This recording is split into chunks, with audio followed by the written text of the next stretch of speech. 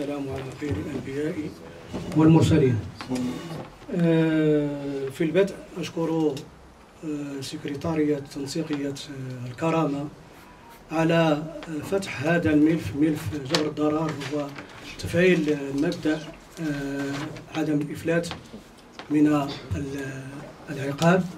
كما أشكر الجمعية المغربية لحقوق الإنسان التي فتحت دائما بابها لمثل هذه القضايا وناقشتها وترافعت بشأنها. وسوف أقارب غدا موضوع الندوة انطلاقا من اعتبارين. الاعتبار الأول كوني معتقل سياسي سابق، معتقل مورست عليه الانتهاكات الجسيمة خلال سنوات الرصاص.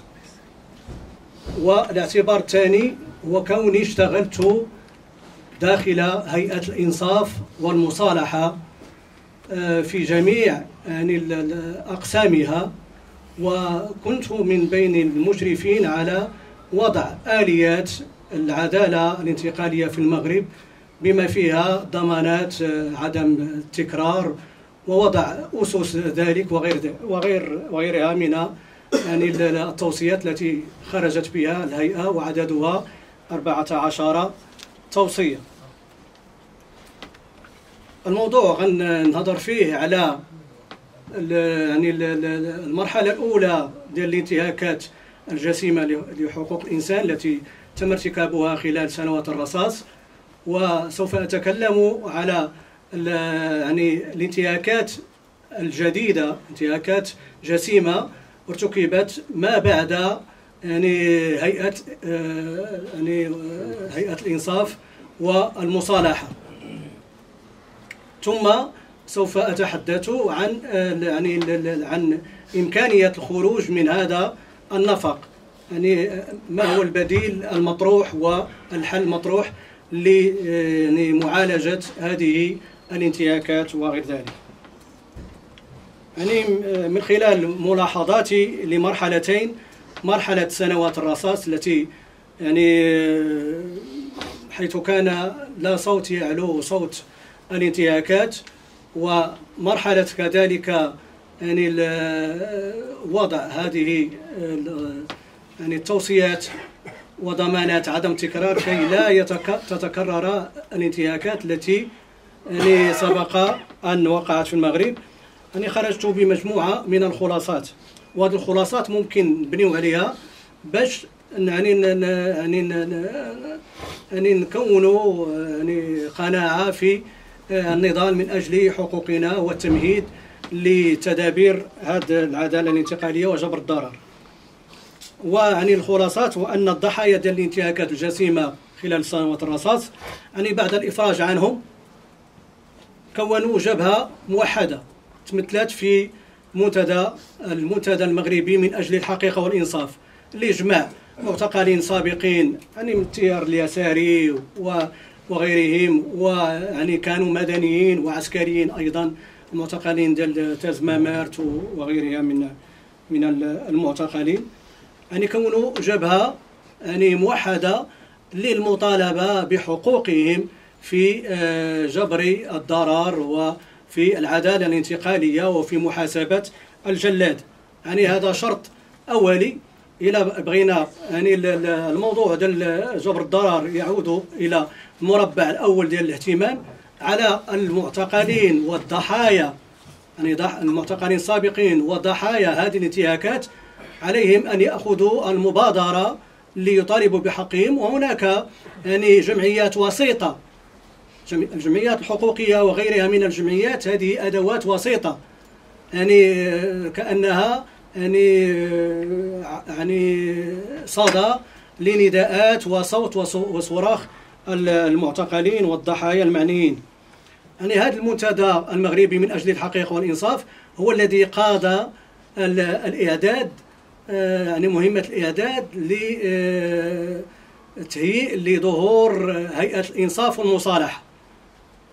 أشنا هو المؤشر الذي يدل على ذلك؟ هو أن الرئيس ديال المنتدى المغربي من أجل الحقيقة والإنصاف اللي هو المرحوم إدريس بن زكري، هو الذي أصبح لاحقا الرئيس ديال هيئة الإنصاف والمصالحة. يعني دخلنا في عدالة انتقالية نقولوا بأنه شبيهة بداك الشيء اللي وقع في في جنوب أفريقيا وغير ذلك. ومن نشأت الهيئة ديال الإنصاف والمصالحة يعني كانوا فيها يعني ضحايا ديال سنوات الرصاص كما ذكرت لكم قبل قليل. يعني شاركت في كنت يعني أشتغل كإطار داخل هذه الهيئة، ووضعنا مجموعة من التوصيات أو ساهمنا في وضعها.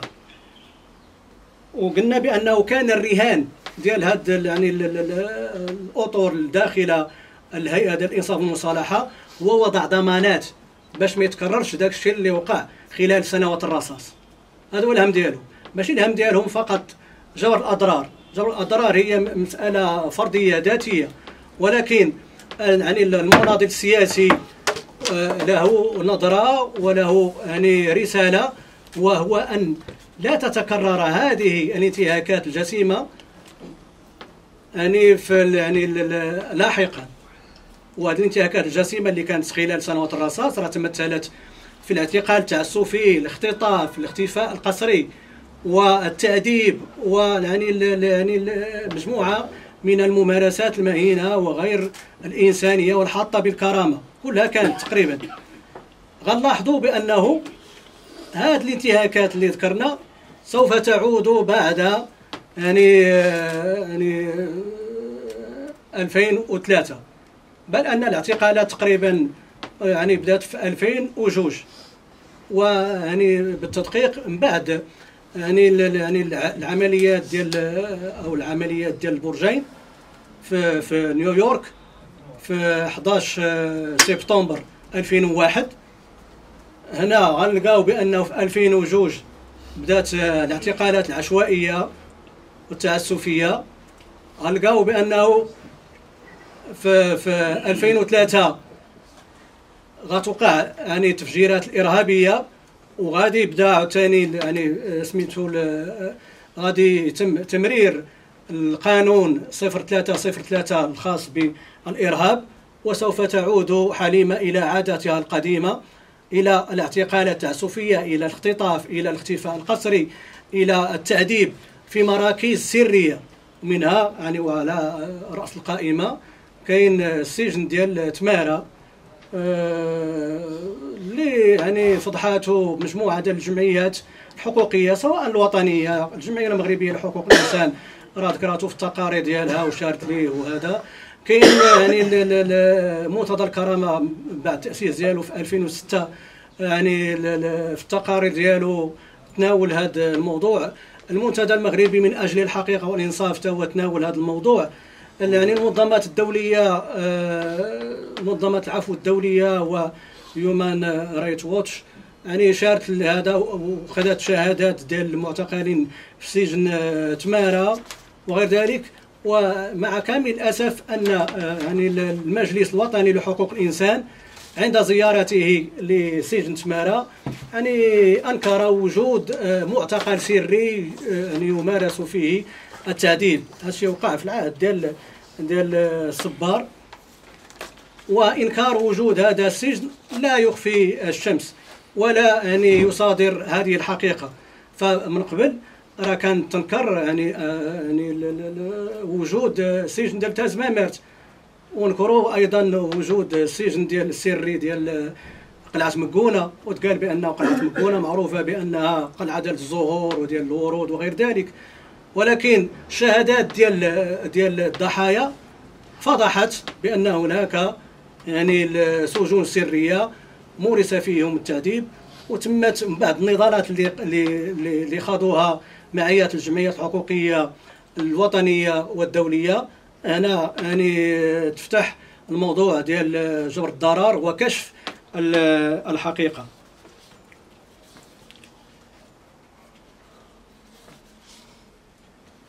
كاين يعني من يخرجوا المعتقلين يعني السياسيين والاسلاميين خرجوا بواحد مجموعه كما ذكر مجموعه او ورد في مجموعه ديال الشهادات.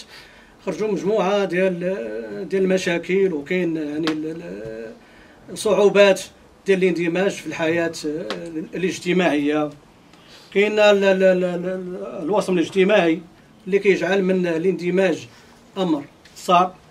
كاين الاقصاء والهشاشه الاجتماعيه، وكاين الامراض واستمرار المضايقات والاستفزازات، البطاله وحرمان بعض الموظفين من العوده الى وظائفهم والتسويه الاداريه والماليه لهم كما ورد في الشهاده ديال السي حسن السباعي. كاين مجموعه ديال المعاناه. هذه المعاناه اللي كيعانوا منها المعتقلين يعني خصوصا الاسلاميين.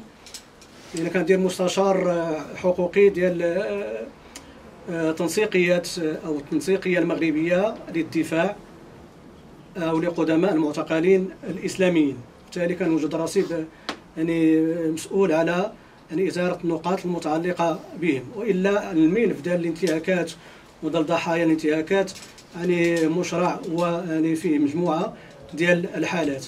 قلنا بان هاد المعتقلين داروا مكونات للمطالبه بحقوقهم، وبالفعل كانت يعني الفعاليه ديال 20 فبراير، حركه 20 فبراير 2011 فرصه لظهور واحد المكون اللي هو اللجنه المشتركه للدفاع عن المعتقلين الاسلاميين، اللي دارت في ضمن الاهداف ديالها في القانون الاساسي كاين جبر الضرر، كاين اسقاط قانون مكافحه الارهاب، كاين افراغ السجون من المعتقلين الاسلاميين الذين حكموا بمقتضى محاكمات تغيب فيها العداله الى غير ذلك. وهنا ممكن نشير الى يعني واحد الحدث وقع وكان فرصه ايضا، هو في 17 او نعم في 17 فبراير، يعني قبل انطلاق الحركه ديال 20 فبراير، 17 فبراير 2011 واحد المجموعه ديال المعتقلين الاسلاميين في السجن ديال سلا الزاكي صادوا السطوح للاحتجاج، ويعني وقع الاحتجاج. ومن بعد وراه كان رفقاتي ديك الساعه في الزياره ديال السجن والاعتصامات كان الاستاذ عبد الاله بن عبد السلام. كان يعني الاتفاق ديال 25 مارس 2011، هذا الاتفاق الذي نص على اطلاق سراح المعتقلين الاسلاميين على دفعات، وكاين ايضا الاهتمام بمشاكلهم فيما بعد. اذا هذا الاتفاق مثل ارضيه وفرصه لاغلاق هذا الملف ديال الانتهاكات. ولكن يعني بعض الجهات داخل الدوله كان لها راي اخر، بحيث انه تم اطلاق بالفعل في الدفعه الاولى تقريبا 196 يعني معتقل من هذه الفئه، ثم سرعان ما انقلبت الدوله على يعني المخرجات ديال اتفاق 25 مارس، وبدات يعني موجه من الانتهاكات داخل السجون، ويعني توجت من بعد بتطبيق النموذج الامريكي في ضبط السجناء، وهذا ما انتج مجموعه من الامراض وخصوصا امراض متعلقه بما هو نفسي لدى المعتقلين، لان فيه التضييق على يعني المعتقلين داخل السجون وغير ذلك. ثم كاين يعني تنشأت في 25 شتنبر التنسيقيه المغربيه لقدماء المعتقلين الاسلاميين، ويعني حتى هي في القانون الاساسي ديالها، او كاينه نقطه واحده اللي هي جبر الضرر. ولكن يعني بدل ان تستجيب يعني بعض المؤسسات ذات العلاقه بحال المجلس الوطني لحقوق الانسان المطالب ديال التنسيقيه، يعني احالتهم على مؤسسه محمد السادس لادماج السجناء والرعايه اللاحقه. ممكن ايضا نهضروا في الوضعيه الحاليه اللي كنعيشوها، واش كتسمح لينا بطرح الموضوع ديال جبر الضرر والعداله الانتقاليه ويعني يعني ما الى ذلك.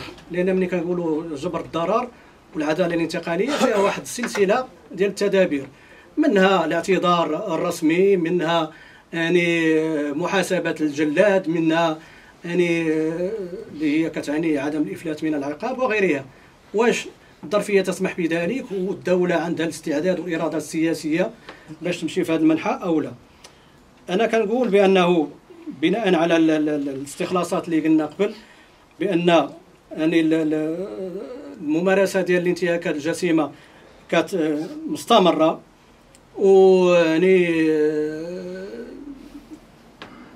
وكتخلف ضحايا وكيوقع احتجاج، لانه كيف ما كان الحال يعني المواطن المغربي راه وصل لواحد الدرجه ديال النضج، راه ما يمكنش يعني السلطات تمارس عليه العدوانيه ديالها والشطط ويبقى ساكت. يقدر يراكم ولكن من بعد راه يعني ملي كيلقى الفرصه راه كيحتج وكيوصل الصوت ديالو الى ابعد مدى. ويعني هنا كنقولوا بانه يعني الوضعيه يعني مناسبه جدا. لماذا؟ لان كاين واحد المجموعه ديال الاطارات ظهرات وكطالب بالادماج، وكطالب ايضا بجبر الضرر والتاهيل الصحي والتعويض وما الى ذلك، وما غتتنازلش على الحق ديالها. وبدات واحد المجموعه ديال الخطوات من الوقفات الاحتجاجيه وهكا بشكل ديال الندوات ايضا، وهي مستمره في عملها حتى توصل الى تحقيق المطالب ديالها. ثم كاين ايضا يعني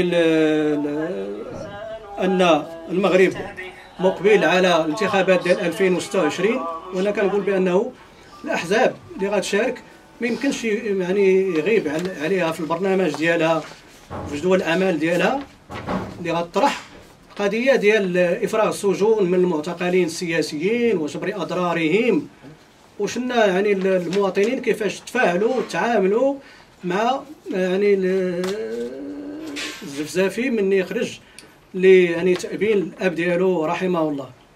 يعني المطالبه باطلاق السراح ديالهم، ومن بعد من يتم اطلاق السراح ديالهم خصنا ندخلوا في واحد المجموعه ديال التدابير اللي رد الاعتبار لهم ويعني يعني جبر اضرارهم. يعني كنقول بانه الاحزاب السياسيه ربما تلتقط الاشارات، وهذا الشيء كله تلتقطوا وغطرحوا في يعني في البرامج ديالها، او يعني غادي يكون يعني مطروح عليها باش يعني يعني باش لكي تتجاوز المرحله باش يكون مطروح.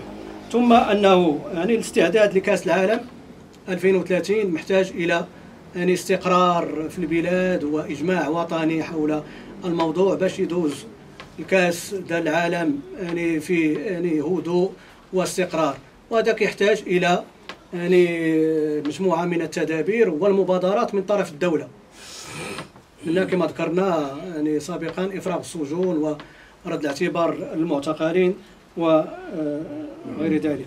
ثم ظهرت واحد المجموعه ديال الارهاصات مؤخرا ديال الحراكات الشعبيه، ومنها الاحتجاجات في القضيه ديال غزه، واحتجاجات ضد التطبيع، ومؤخرا احتجاجات يعني في الموضوع ديال الصحه وغلاء الاسعار.